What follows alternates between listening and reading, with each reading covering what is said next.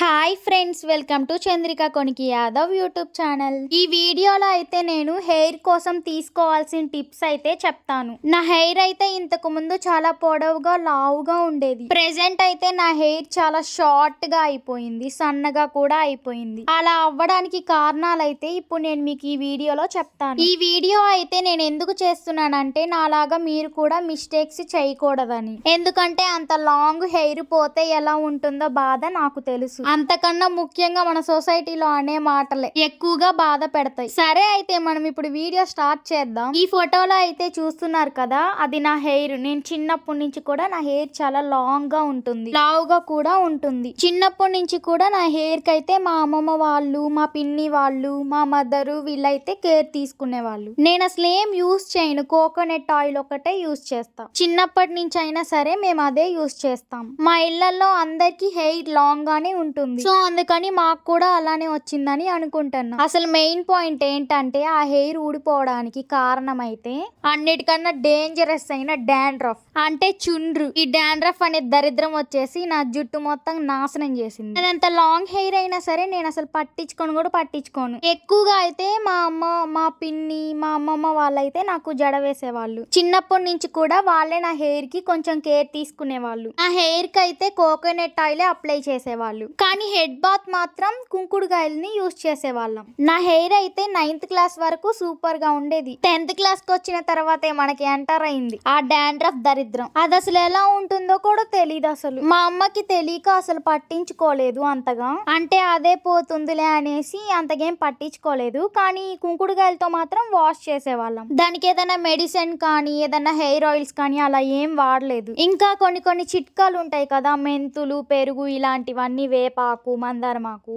అవి కూడా ఏం ట్రై చేయలేదు. నార్మల్ గానే వదిలేసాం, పట్టించుకోలేదు. అసలు ఉన్నప్పుడేమో పట్టించుకోలేదు, ఇప్పుడు లేనప్పుడు రావాలంటే ఎట్లా వచ్చితో. అబ్బా నిజంగా అసలు భలే ఎమోషనల్ గా ఉంది. అంత హెయిర్ పోతే ఎవరికైనా సరే ఉంటుంది కదా. మీరు మాత్రం ఈ మిస్టేక్ అస్సలు చేయకండి. డాండ్రఫ్ వస్తే మాత్రం ఏదో ఒక ట్రీట్మెంట్ చేయించుకోండి. కొంతమంది కొన్ని చిట్కాలు యూస్ చేస్తుంటారు కదా, అంటే మెంతులు, ఉల్లిపాయ ఇవన్నీ అయితే వేస్ట్ నా దృష్టిలో అయితే. ఎందుకంటే అవి నేను ట్రై చేశాను, కానీ నో రిజల్ట్. నాకైతే వర్క్ అవ్వలేదు. ఇంకెవరికైనా సరే వర్క్ అవ్వచ్చేమో, ఒకవేళ ట్రై చేయండి. ఒక 1 మంత్ అయితే ఆ చిట్కాలు ట్రై చేయండి. వాటికి పోతే ఓకే, లేకుంటే మాత్రం ఏదైనా ట్రీట్మెంట్ మాత్రం తీసుకోండి. హెయిర్ కి సంబంధించి ట్రీట్మెంట్ చేసేవి ఏమన్నా హాస్పిటల్స్ ఉంటాయి కదా, వాటికి వెళ్ళైతే మీరు ట్రీట్మెంట్ మాత్రం తప్పకుండా తీసుకోండి. మీరు స్టార్టింగ్ లోనే వెళ్ళి ట్రీట్మెంట్ చేయించుకుంటే కొంచెం బెటర్. నేనైతే అసలు ఏం పట్టించుకోలేదు, మా మదర్ కి కూడా అసలు ఏం తెలీదు, సో అందుకని వదిలేసాము. డాండ్రఫ్ అంటే ఇలా ఉంటుందని అయితే అస్సలు తెలీదు. తర్వాత హెయిర్ అంతా పోయిన తర్వాత ఉంటాలో అప్పుడు రియలైజ్ అయ్యాం. మీరైతే మాత్రం అస్సలకి ఆ మిస్టేక్ మాత్రం అస్సలు చేయొద్దు. కంపల్సరీ ఎక్కడో చాట ట్రీట్మెంట్ మాత్రం తీసుకోండి. ఇంకొకటి చెప్పడం మర్చిపోయాను, ఏంటంటే డాండ్రఫ్ ఉన్నప్పుడు మనం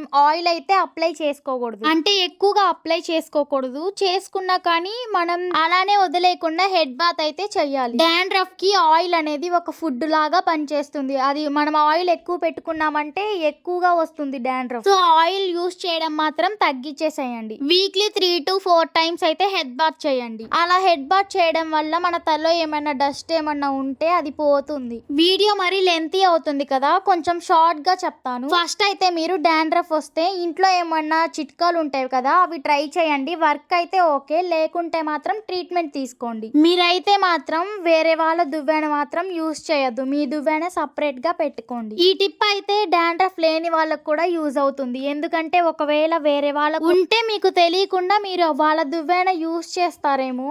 ఎవరు మాత్రం ఒకరి దువ్వెన ఒకరు మాత్రం యూస్ చేసుకోవద్దు. రిలేటివ్స్ అయినా కానీ యూస్ చేయొద్దు. సిస్టర్స్ కూడా ఎవరితో పడితే వాళ్ళతో మాత్రం హెయిర్ కట్ అస్సలు చేపించుకోవద్దు. డాండ్రఫ్ ఉన్న వాళ్ళైనా లేని వాళ్ళైనా సరే ఎవరికైనా సరే ఇది వర్క్ అవుతుంది. కొంతమంది కావాలని కుళ్ళుతో చేస్తుంటారు కదా, వాళ్ళ చేత మాత్రం అస్సలు చేపించుకోవద్దు. అయితే పార్లర్ లో వాళ్ళ గురించి మనకి ఎలా తెలుస్తుంది అనుకుంటున్నారు కదా, అసలుకి కట్ చేపించుకోవడమే వేస్ట్. కట్ చేపించుకోవద్దు ఎవరు. సరే మా ఇష్టం, మేము కట్ చేపించుకుంటాం అనే వాళ్ళైతే కట్ చేపించుకోండి, మీ ఇష్టం. ఇంకా అంటే కొంతమందికి హెయిర్ ఎవరి చేత పడితే వాళ్ళ చేత కట్ చేపించుకుంటే హెయిర్ అనేది పోతుంది.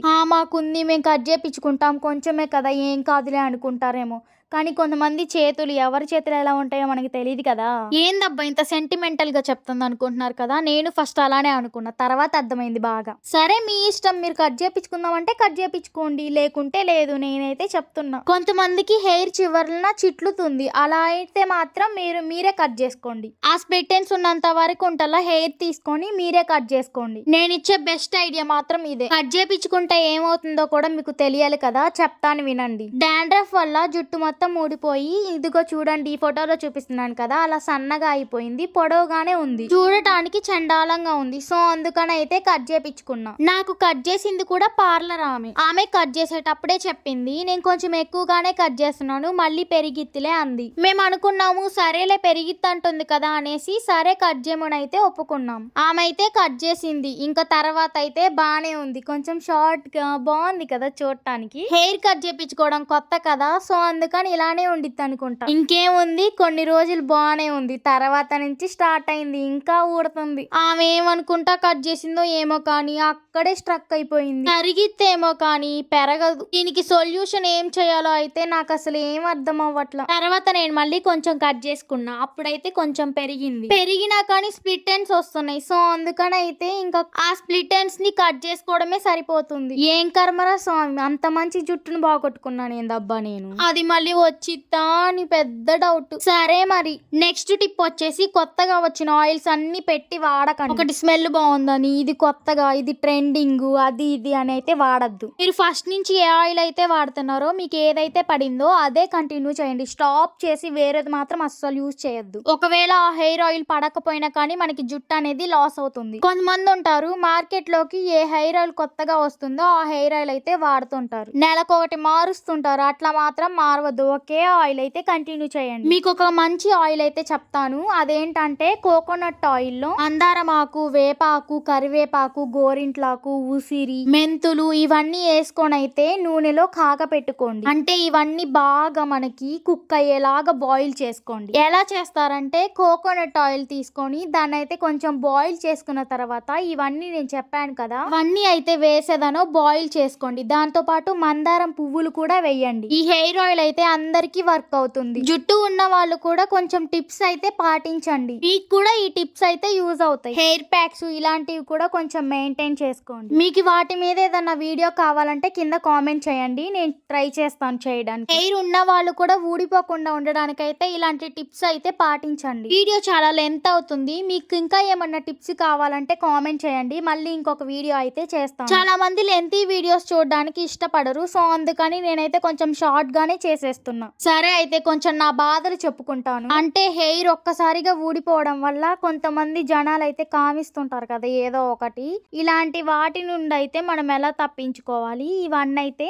చెప్తాను. అసలు నేను ఎలాంటి మాటలు ఫేస్ చేశాను అనేది అయితే ఇప్పుడైతే వినేయండి. వాళ్ళు అనే మాటలకైతే నేను చాలా హర్ట్ అయ్యాను, సో అందుకని ఈ వీడియోలో వాళ్ళ గురించి అయితే చెప్తాను. ఒకవేళ నన్ను అన్న వాళ్ళైతే ఈ వీడియో చూస్తున్నట్లయితే చూడండి, మొత్తం ఫుల్ గా చూడండి, స్కిప్ చేయకుండా. మీకు అర్థం అవ్వాలి కదా నా బాధ. ఎవరైనా కావాలని జుట్టుని పోగొట్టుకోవాలనుకుంటారా, మీరు మాత్రం స్కిప్ చేయకుండా వీడియో చూడండి, అర్థమవుతుంది. ఈ వీడియో చూసాక ఏమన్నా అనుకోండి, నాకైతే సంబంధం లేదు. నన్ను ఎందుకైనా అయితే అన్నారో నేను సో అందుకని చేస్తున్నా. నెక్స్ట్ ఇంకెవరిని అనకూడదు, సో అందుకని అయితే చేస్తున్నా. చూడండి నేను అసలు మాక్సిమం ఎప్పుడైనా సరే ఆయిల్ పెట్టుకొనే ఉంటాను. ఈ రెడ్ శారీ మీద పిక్ అయితే 10th క్లాస్ లో, అప్పటికే అంత కొంచెం తగ్గిపోయింది. ఇప్పుడు చూపిస్తున్నది అయితే 10th అయిపోయిన తర్వాత డిప్లొమా ఫస్ట్ ఇయర్ అలా స్టార్టింగ్ అంతే, అలా అప్పటికే ఆల్మోస్ట్ పోయింది. చూడండి సన్నగా అయిపోతూ కొంచెం కొంచెంగా షార్ట్ అయిపోతూ వస్తుంది. ఆ మూమెంట్ లోనే ఒక ఆమె చేత కట్ చేపించాం. ఆమె చెయ్యి మంచిది, ఆమె చేయితో జుట్టు కట్ చేస్తే బాగుంటుంది అనేసరికి ఇంకా నేను కట్ చేపించేసా. ఎవ్వరు కట్ చేపించుకోలేదు, నేను ఒక్కదాన్ని చెయ్యి అనేసి చేపించుకున్నా. మనకుంది కదంట్లే లాంగ్ గానే, కొంచెమే కదంట్లే అనేసి ఇంకా అలా చేపించేసేసా. బానే ఉంటుంది అనేసరికి ఇంకా చేపించా. నేను వాళ్ళని ఏం అనట్లేదులే, అంటే వాళ్ళ చెయ్యి అది ఇది అనేమి, దానివల్ల అయితే కాదు, వేరొక కారణం అయితే ఉంది. ఇప్పుడు నేను ఈ స్క్రీన్ లో చూపిస్తున్న పిక్స్ అన్ని అయితే నా డిప్లొమా అప్పుడు 10th అంతే. చిన్నప్పుడు పిక్ అయితే ఒకటి యాడ్ చేశాను, అదొక్కటే ఉంది. ఇంకొక పిక్ ఉంది, అదైతే చాలా బాగుండిద్ది సూపర్ గా. మొత్తం పోనీ వేసేసాను, మొత్తం క్లియర్ గా హెయిర్ అంతా లాంగ్ గా కనిపిస్తా ఉండిద్ది. ఆ పిక్ అయితే నా దగ్గర లేదు, వేరే వాళ్ళ దగ్గర ఉంది. వాళ్ళని ఇప్పుడు అడిగేంత లేదులే, అంటే ఇప్పుడు వాళ్ళకి మాకు కమ్యూనికేషన్ అయితే లేదు. ఇప్పుడు ఏమనుకుంటున్నానంటే అబ్బా పిక్ ఒక్కటి తీసుకున్నా బాగుండేదే అనిపిస్తుంది. సరేలే ఏం చేద్దాం, వీటితో అయితే వీటిల్లో కూడా కనిపిస్తుంది కదా, అడ్జస్ట్ అయిపోదాం. నీ ఫేస్ చూపించకుండా ఎలా అని అనుకుంటున్నారా? ఒక 50Kనో 100Kనో సబ్స్క్రైబర్స్ అయితే నేను కూడా కన్ఫర్మ్ గా ఫేస్ పెట్టేదాన్ని, నేనే వచ్చి వంట కూడా చేసేదాన్ని. మనకంత సబ్స్క్రైబర్స్ లేరు కదా, 1.86K కదా. అసలు మెయిన్ పాయింట్ ఏంటంటే మనం వంటలు చేసి యూట్యూబ్ లో పెట్టడమే చాలా మందికి అయితే ఇష్టం లేదంట. మీరు వంటలు చేసి యూట్యూబ్ లో పెట్టేదేంది అని కొంచెం పీస్ఫుల్ గా బతకనియండి అమ్మా కొంచెం ప్రపంచంలో. నేనేమి నా ఫొటోస్ ఏం పెట్టట్లేదు, అలాగే నేను కనిపించకుండానే కదా చేస్తుంది, వాయిస్ ఓవర్ ఎక్కటి ఇస్తున్నా. నేనేమి చెత్త వీడియోస్ చేయట్లేదు కదా, మరి ఎందుకని అంటున్నారు మీరు? నాకేం అర్థం అవ్వట్లేదు. ఎట్లా అంటుంటారంటే నేనేదో పెద్ద యూట్యూబ్ లో కనిపిస్తా వంటలు చేస్తున్నట్టు, షో చేస్తున్నట్టు. అసలు నేను పెట్టేది నా వాయిస్ ఒకటి, నేను అసలు విడిగా అస్సలు మాట్లాడను, అస్సలు అంటే అస్సలు మాట్లాడను. నేను అసలు ఎవరిని కదిలించుకోను, అసలు ఎవరితో మాట్లాడను కూడా మాట్లాడను. నా ప్రపంచం ఏందో నేను అన్నట్లు ఉంటా. నేను మాట్లాడేది ఈ యూట్యూబ్ ఒక్క దాంట్లోనే. ఇంత బాగా మాట్లాడుతుంది అయితే నాకు తెలిసి ఈ యూట్యూబే. ఈ యూట్యూబ్ వల్లే కొంచెం నేను బాగా మాట్లాడగలుగుతున్నా. అంటే అసలు మాటలు రావనుకుంటున్నారా? కాదండి, అంటే సైలెంట్ గా ఉంటా, నా పని నేను చేసుకుంటా. లైక్ ఇంట్రోవర్ట్ అంటే మీకు తెలిసే ఉండిద్దిగా. అసలు మ్యాటర్ వదిలేసి నేను చూడు ఏందేందో చెప్తాను. సరే చెప్దాం, స్టార్ట్ చేస్తాను. ఈ వీడియోనైతే నేను చాలా రోజుల నుంచి చేద్దాం అనుకుంటున్నాను, కానీ నేనైతే చేద్దామా వద్దా అనుకుంటూ కొంచెం కన్ఫ్యూజన్ లో ఆగిపోయా. ఇంక ఇదంతా కాదులే అనేసి వాళ్ళ ఇంకా అందరు అంటుంటారు కదా, కొంచెం ఎటకారంగా మాట్లాడుతుంటారు, వాళ్ళకి రిప్లై ఇవ్వడానికని ఈ వీడియో చేస్తున్నా. అబ్బో కొంతమంది అయితే భలే షో చేస్తుంటారు, అసలు మామూలుగా కదా అసలు. అస్సలు అబ్బో వాళ్ళకొక్కరికే ఉంది ఈ లోకంలో జుట్టు, మాకు అసలు లేదు. మేము అసలు అబ్బో జుట్టు అంటే మాకు లాంగ్ హెయిర్ అంటే ఏందో కూడా తెలియదు అన్నట్టు వాళ్ళు పెద్ద బిల్డప్లు. ఇప్పుడు చెప్తున్నా వినండి, మీకన్నా మంచిగా లాంగ్ హెయిర్ ని లూజ్ చేసుకున్న దాన్ని నేను. మీరు హెచ్చులు చేస్తుంటే నేనేమనుకుంటానో తెలుసా? అబ్బో ఇట్లాంటివన్నీ మేము చాలా చూసేములే, మాకు చిన్నప్పటి నుంచి లాంగ్ హెయిరే. అలా అనుకుంటే మేము చిన్నప్పటి నుంచి ఎన్ని ఎచ్చులు చేసి ఉండాల్సింది, మాకట్ట ఎచ్చులు చేసే అలవాట్లు లేవులే. భలే ఎటకారంగా భలే మాట్లాడతారు, అసలు భలే కోపం వచ్చింది. కానీ ఏం చేద్దాం, వాళ్ళని తిట్టలేం కదా. ఒక ఆమంది మీకు చిన్నప్పటి నుంచి జుట్టు తక్కువ అంది. అప్పుడు వచ్చింది చూడు అసలు కోపం. కోపాన్ని కంట్రోల్ చేసుకున్నా.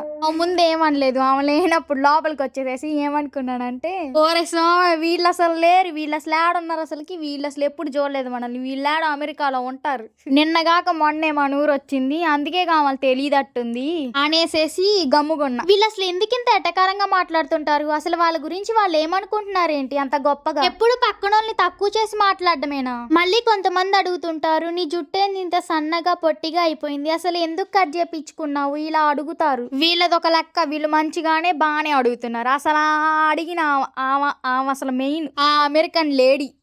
నిజంగా ఆ అమెరికన్ లేడీది మా ఊరే. ఆమె చిన్నప్పటి నుంచి చూస్తానే ఉంది, ఆమె కావాలని ఎటకారంగా అడుగుతుంది.